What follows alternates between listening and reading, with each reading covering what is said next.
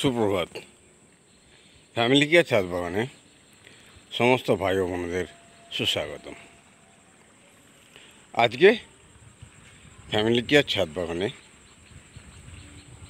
যে আলোচনার বিষয় হবে সেটা হচ্ছে নতুন উদ্যান পালকদের জন্য 12 মাসের সবজি উৎপাদনের জন্য যে গাছ লাগানোর প্রয়োজন আছে এবং কি মাসে লাগানোর প্রয়োজন আছে সেই নিয়ে বিশেষ আলোচনা আজকের পর্বে। আজকের ভিডিও খুব গুরুত্বপূর্ণ হতে চলেছে। আমরা যেহেতু বর্ষাকালে দাঁড়িয়ে ভিডিওটা করছি, ঠিক জুলাই মাসের 2 তারিখে। জুলাই, আগস্ট, সেপ্টেম্বর বর্ষা থাকবে। এই সময় বাগানে যে গাছগুলো রেডি করা হয়ে গেছে সেগুলো হলো, দেখুন, করলা গাছ রেডি হয়ে মাচায় উঠে গেছে, চিচিঙা এ গাছও রেডি হয়ে মাচায় উঠে গেছে,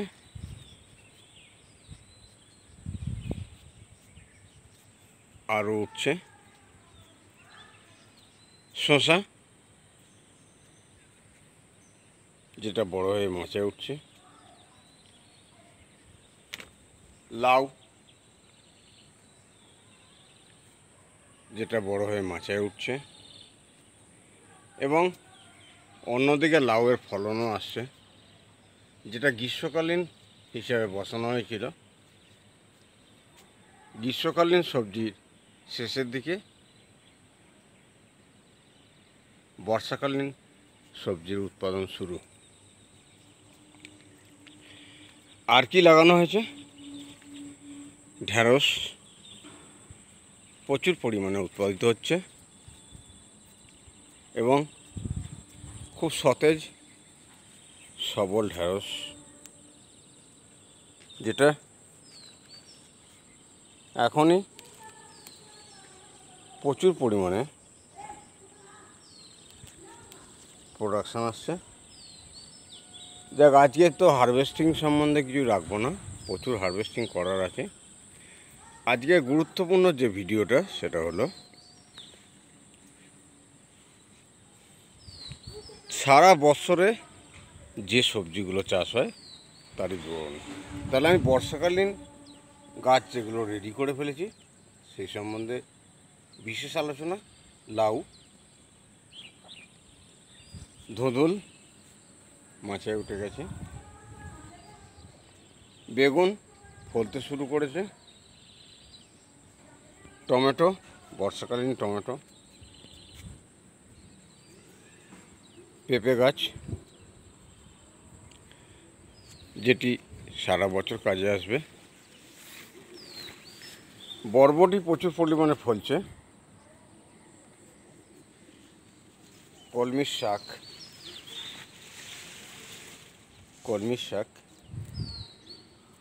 সমস্ত গ্রোব্যাগে কলমি শাকগুলো, এগুলো একবার কেটে নিলে 15 দিন পর আবার রেডি হয়ে যায়।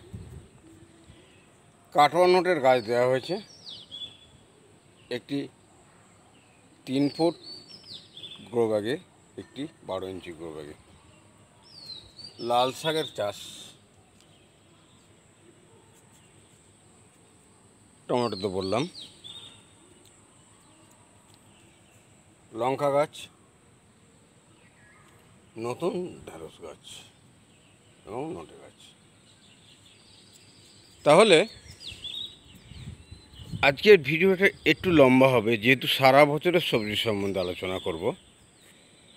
আমি বর্ষাকালে মাত্র 10 ফুট বাই 10 ফুট জায়গায় যে সবজিগুলো উৎপাদন করেছি সেই সম্বন্ধে আলোচনা করলাম। তাহলে বর্ষাকালের সবজির সময় কখন? জুন মাস। জুন মাসের প্রথমের দিকে যদি সবজি গাছগুলো বসানো হয়ে যায় তাহলে জুলাই থেকে ফলন শুরু হয়ে যাবে এবং সেটি জুলাই, আগস্ট, সেপ্টেম্বর ভরপুর ফলন দেবে। এই যে 10 ফুট বাই 10 ফুট জায়গায় যে গাছগুলো আলোচনা করলাম নাম, এই গাছগুলো পুরো বর্ষাকালটায় আমরা সবজি পাব। এবার আমরা যদি সারা বছরের 6টা ঋতুকে 3 ভাগে ভাগ করি, অ্যাকচুয়াল 6টা ঋতু হলেও আমরা কিন্তু 3টে কাল হিসাবে গণ্য করি সারা বছরটাকে। তাহলে বর্ষাকাল আমরা ধরে নিই জুলাই থেকে, জুন থেকে বর্ষা শুরু হয়ে যায়। তাহলে জুনে বর্ষায় গাছ রেডি হয়ে গেছে, আর জুলাই থেকে ফলন দিচ্ছে, সব ফলন শুরু হয়ে গেছে। ঝিঙে ফলন শুরু হয়ে গেছে, করলার ফলন শুরু হয়ে গেছে,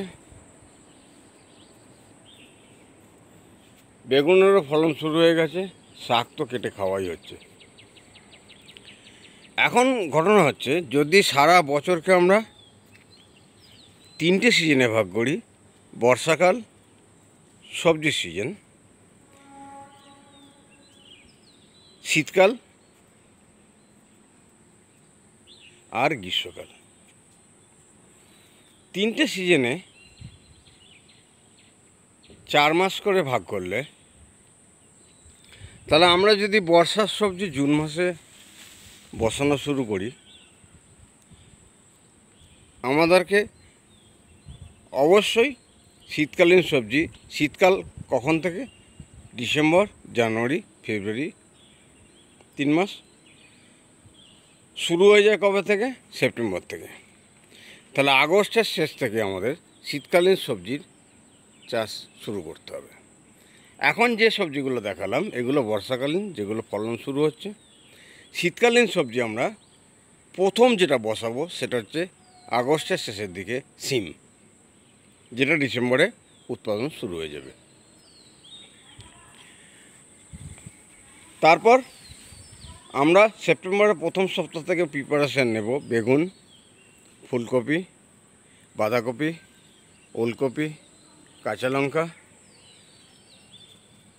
এবং বেগুন শীতকালীন, লাউ শীতকালীন, লাউ, পালং শাক, মূলো, বিট, গাজর, এই সমস্ত সবজিগুলো আমরা শীতকালীন প্রিপারেশনের জন্য রাখবো। এবং আমরা শুরু করব প্রস্তুতি, সেটা হচ্ছে ঠিক আগস্টের শেষ থেকে, আর উৎপাদন আমরা শুরু পাবো ডিসেম্বর থেকে। ডিসেম্বর, জানুয়ারি, ফেব্রুয়ারি, 3 মাস ভরপুর শীতের সবজি উৎপাদিত হবে। তার ন্যাচারালি বাগানটাকেও 3টে পার্টে ভাগ করতে হবে, 2টো পার্টে অবশ্যই ভাগ করতে হবে। কারণ এই বর্ষাকালীন সবজিগুলো একদম শীতের মরশুমে শুরু পর্যন্ত ফল দেবে, কিন্তু প্রিপারেশন শুরু করতে হবে আমাদের আগস্ট থেকে। ঠিক অন্য পার্টে যে সবজিগুলো দেখছেন এগুলো বয়সপ্রাপ্ত হয়ে গেছে, এগুলো জুলাই সব তুলে নেওয়া হবে এবং মাটি তৈরি হবে আগস্ট থেকে, শীতকালীন সবজি। আবার এই বর্ষাকালীন যে সবজির এরিয়াটা থাকবে এটা গ্রীষ্মকালীন হিসাবে ইউজ করা হবে। তাহলে একটাই সিজন, জমিটা রেস্ট পাবে। এই হচ্ছে শীতকালীন সবজির শুরু এবং শেষ গ্রীষ্মকালীন। তাহলে গ্রীষ্মকালীন সবজির প্রস্তুতি আমাদের ফেব্রুয়ারি থেকে নিতে হবে। এপ্রিল, মে, জুন ভরপুর সবজি পাওয়া যাবে, যেটা গ্রীষ্মকালে। 15 থেকে 20 রকম সবজি সারা বছর বিভিন্ন ঋতুতে ব্যবহার করা হয়। কিচেনের যে সমস্ত সবজিগুলো আমাদের লাগে সেগুলো বিভিন্ন কালীন 3টে ঋতুর ডিফারেন্সে আমাদেরকে বসাতে হবে। শীতকালে যেমন পালং শাকটা ব্যাপকভাবে ব্যবহৃত হয়, গ্রীষ্মকালে কিন্তু কলমি শাকটা ব্যাপকভাবে ব্যবহৃত হয়। কলমি শাকের সঙ্গে